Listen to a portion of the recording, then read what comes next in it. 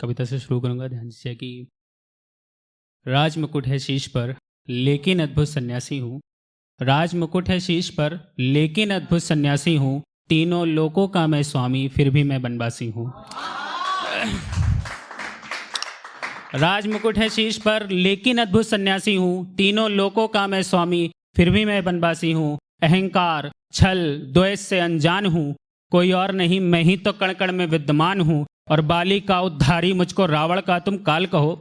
बाली का उद्धारी मुझको रावण का तुम काल कहो। सिर्फ कौशल्या का नहीं, मुझे कैकेयी का भी लाल कहो।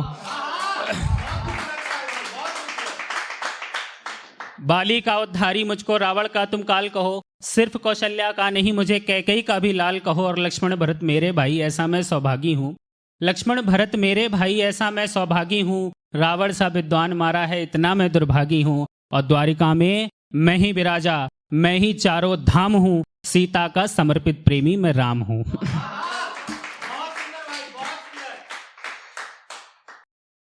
एक और इसी कड़ी में मैं सुनाऊंगा, सुनिएगा कि बनवास मिलने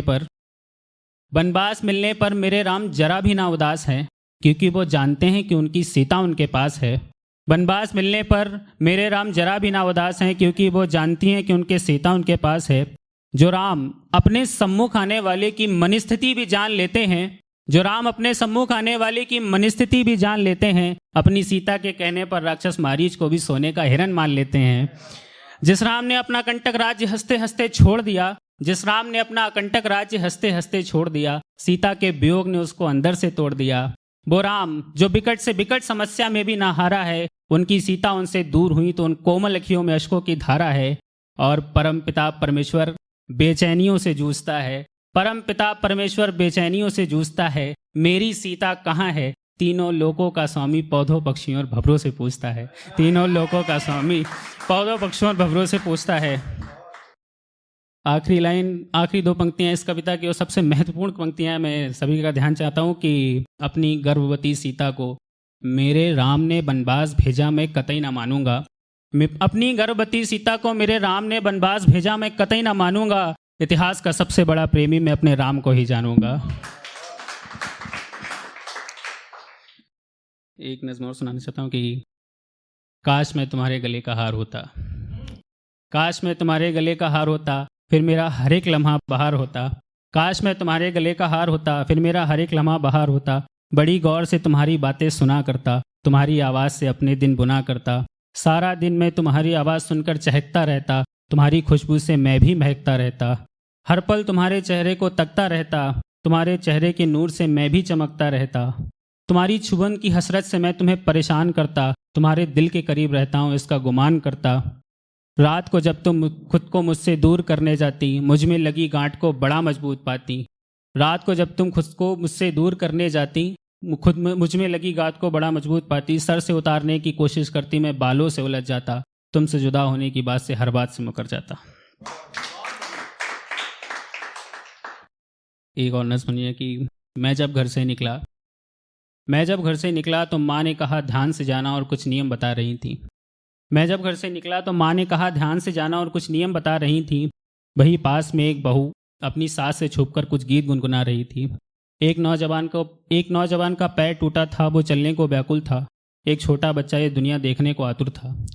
बच्चे को चमक धमक अच्छी लग रही थी क्योंकि वो नादान था। बच्चे को चमक धमक अच्छी लग रही थी क्योंकि वो नादान था। फिर मैंने देखा एक 30 साल का युवक भी अपने इस जीवन के अंधकार से अनजान था।